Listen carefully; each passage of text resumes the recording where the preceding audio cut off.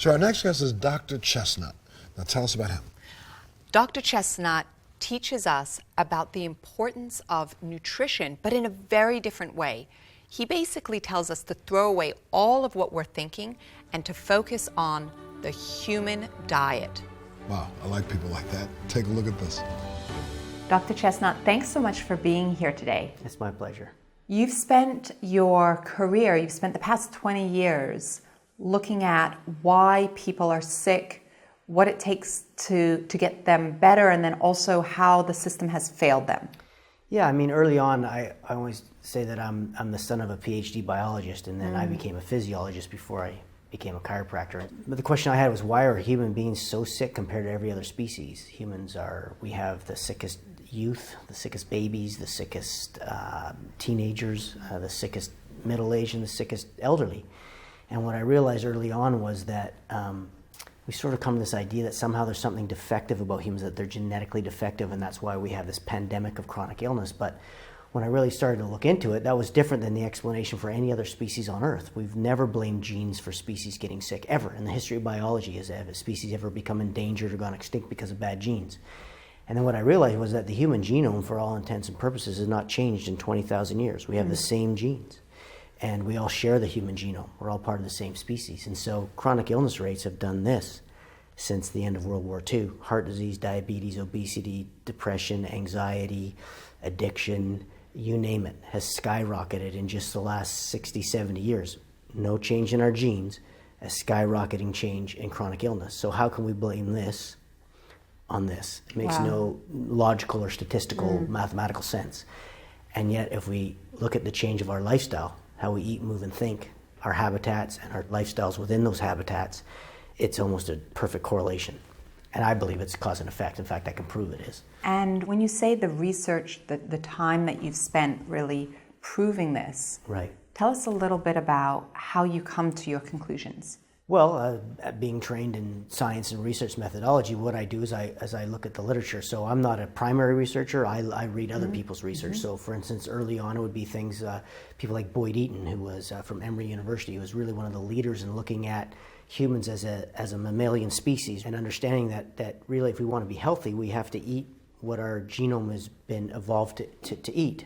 In other words, giraffes are as healthy today as they ever have been. And that's true of all mammalian species, or all animal species, except the ones we've destroyed their habitat. And in fact, if an animal does become endangered, we don't assume its genes, we don't give it drugs, we don't do any of those things, we save its habitat. And we know that if we can save the habitat of a species, that the species will naturally genetically express its potential for health. All animals are genetically designed for health. All humans that are alive today are genetic superstars. All of their ancestors had to survive since we walked out of Africa. So in order for us to be here, in order for us to all our generations, had to survive for millennia. So that means through natural selection, obviously, we're strong genetically. We can't. It's absurd to blame genes and think that somehow we now have a weak gene that's causing breast cancer, or a weak gene that's causing obesity, or a weak gene that's causing Alzheimer's, or whatever else. And so somebody say, well, it's because we're living longer. But the truth is that the largest increases in chronic illness aren't amongst our elderly; they're amongst our children and middle age. So how can we blame lifespan? It doesn't make any sense. It's fascinating what you're saying, and I think you're explaining it in such a way that it's like logical and it makes sense what you're saying. Where did we go wrong? I think we went wrong early on when we moved away from eating, moving, and thinking in ways that are genetically congruent. And really that occurred when we started moving into large cities. And so the first thing that happened was communicable diseases, because we started literally, our sewage went into the same water we drank, and we couldn't refrigerate food. So we then, when you've got to feed that many people, you've got to store food for longer, and so then we started eating food that had spoiled. So we had foodborne illness and basically poor sanitation were the leading causes of our problems. And we solved those problems long before we knew what a germ was, by the way, because we kind of figured out, even if you look at a city like Edinburgh, they started figuring out that they probably shouldn't dump the carcasses and dump sewage out the window, onto the lower floor. And then when we did that, our mortality rates went down, especially our infant mortality rates went down, so our lifespan started to crawl back up. But lifespan in any species is determined by the genome of that species. And so no matter what, humans are going to live to about 120 years. So if we don't live to 120 years, right, we shouldn't blame our genes. We either got an illness, we got trauma, we broke a leg and got an infection in the early days, whatever it is. But you can't shift lifespan of a species based on genome, because the genome's the same in the species. It stays the same. So what our lifespan is set by our genome, right? The potential for our lifespan. Right. And whether or not we express that potential and live to that 120 years is based on our habitat. So we went wrong as we started to build cities and communities and cohabitat in that manner. And when you fast forward to where we are today, what are the biggest challenges that you see in the work that you do with so many sick people, and how you sort of help them to get onto a better path, let's say? Well, the first thing I think is that we have to understand that the entire allopathic medical system is based on the premise that people are sick because they're defective. They're sick because they have a bad gene or an inability to regulate their own blood pressure or cholesterol or whatever. And so the whole system is based on this idea of what's called homeostasis, meaning, as an example, your body's supposed to be in this state of balance. So blood pressure, homeostatic blood pressure is around 120 over 80, just as a very easy example. And so they've been taught, and the whole premise was that if you move out of that homeostatic range, that there's something wrong with you. And of course, what we now know from great researchers who look at allostasis or allostatic load, Bruce McEwen out of Rockefeller, Teresa Seaman out of UCLA, Peter Sterling out of University of Pennsylvania, these great physiologists have come up and said, well, look, it can't be that somehow our genes change and all of a sudden we have high blood pressure, and it can't be that we've lost the ability to self-regulate. That doesn't make any sense. What's happened is we're under stress. And so we're not eating properly, we're not getting the right nutrients, we're not exercising enough, we're under a great deal of emotional stress, and it shifts our autonomic nervous system, our fight or flight versus our rest and digest, and we move towards fight or flight, and that shifts our physiology. And so the problem is that the premise of allopathy is that the patient in front of you has a defect, and therefore they cannot regulate themselves, so we must regulate them with a drug.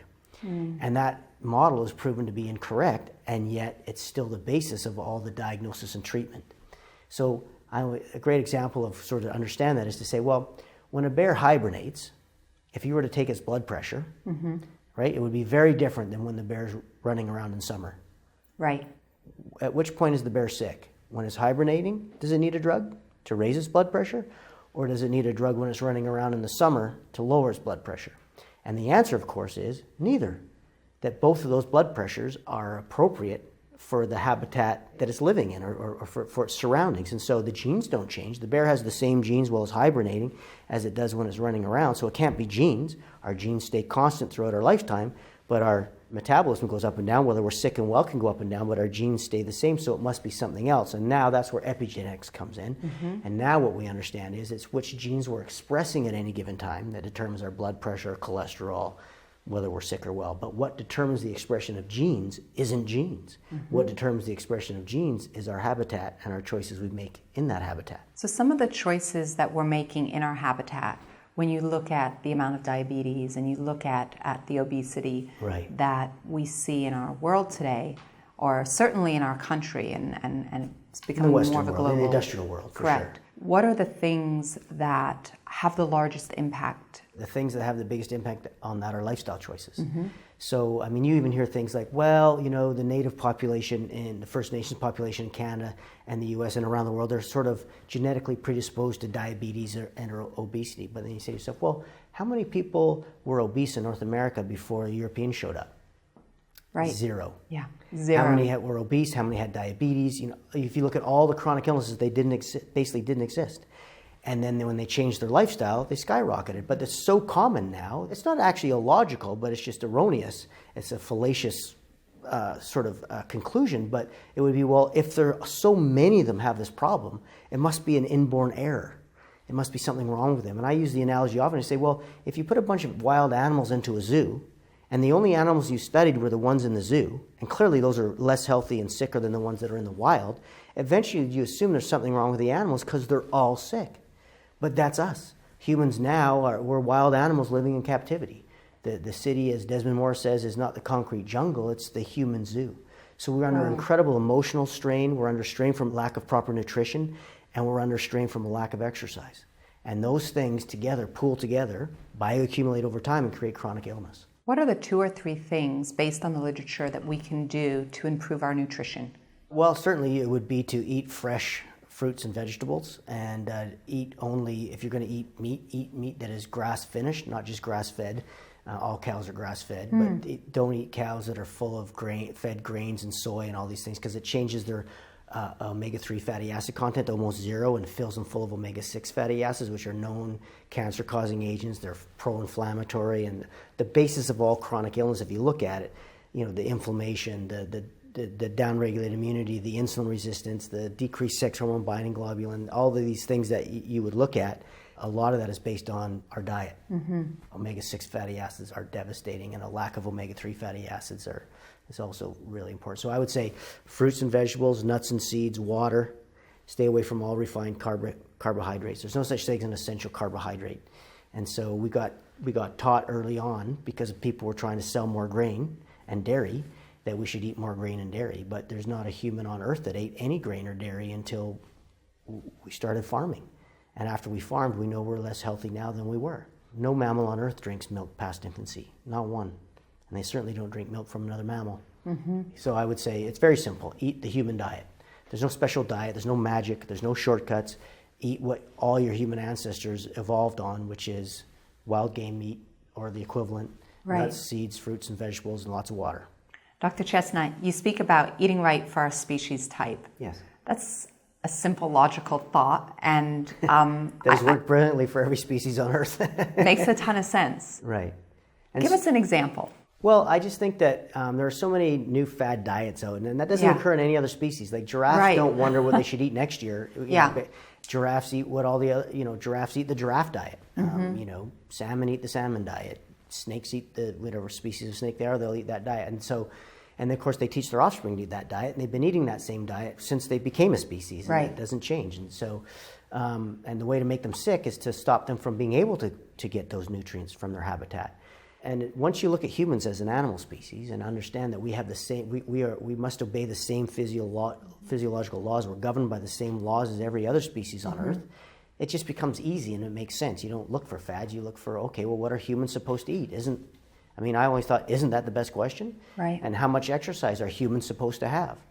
How are humans supposed to socialize with each other? How are we supposed to make each other feel safe, loved, important, and appreciated in a group, and to love ourselves and have self-esteem and all those things? So once you understand that that's part of our genetic makeup, that we require those things, they're essential for us, it makes sense to me that to pursue it. And because we all share the same genome, we don't have to make it individual for each person. We all need vitamin C. You might want to get it from an orange, I might want to get it from cabbage. But we don't differ on the fact that we need vitamin C. So in other words, as we moved out of Africa around the world, we knew that through trial and error, if we didn't get the right nutrients, we died. Right. So when you move to the Arctic, that's a very different climate and environment than it is in Africa. It didn't mean you didn't need vitamin C, it just meant you weren't going to get it from citrus fruit. You had to find another source of it or you were going to perish.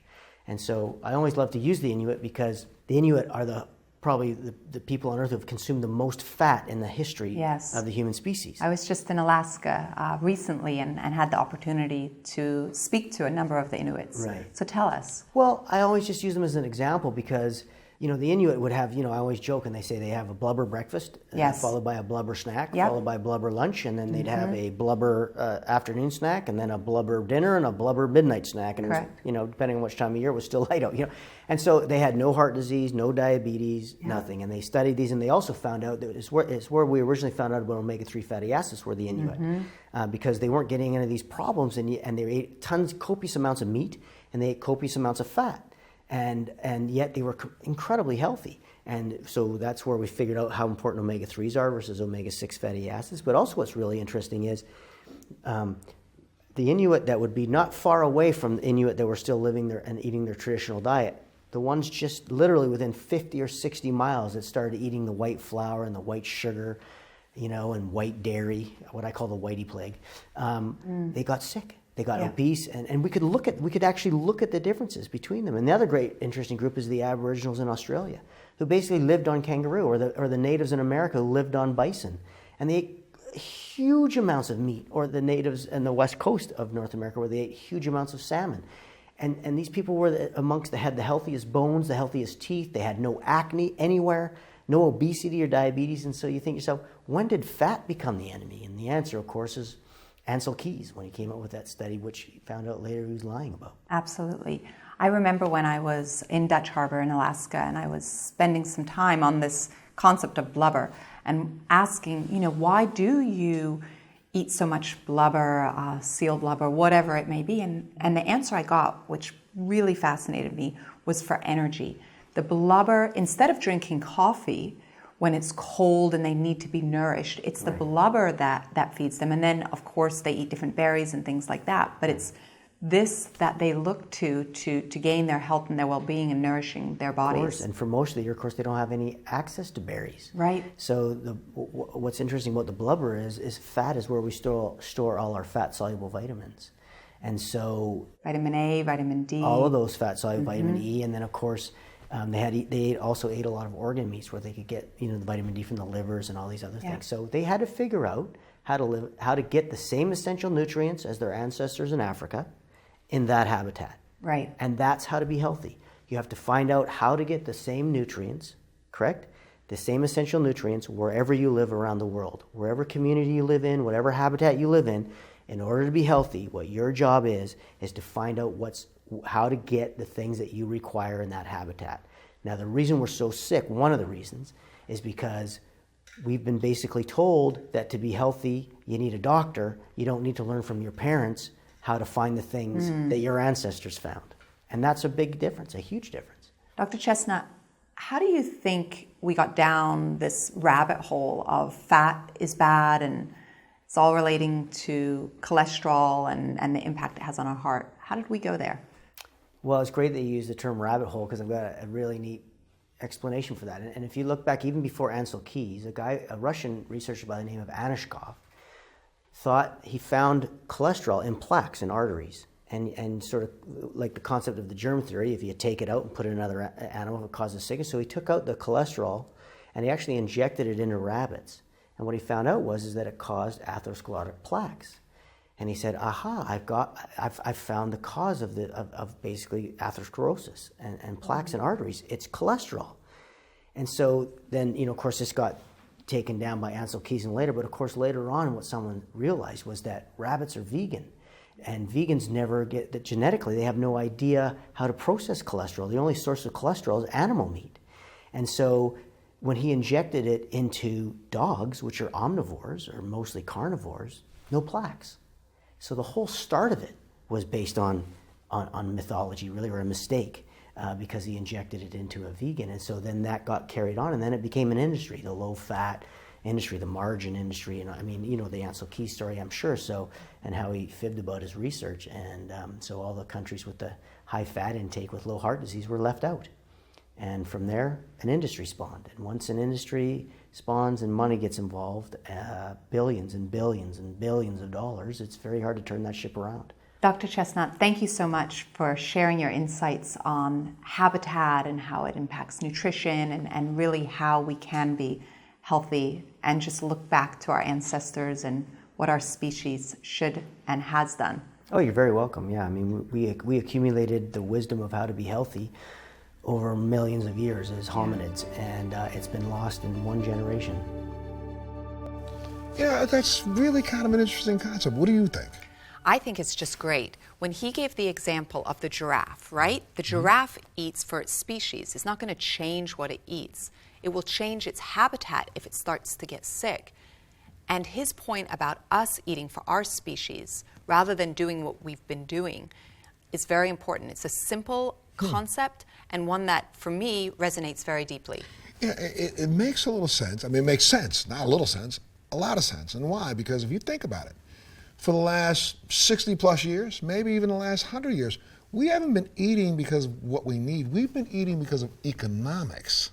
Remember, there's somebody else told us about this food pyramid and all these things and what to eat in the morning, what to eat in the afternoon, what to eat in the evening. It had nothing to do with what you need. It had to do with selling products that were sitting on shelves. Let's be honest.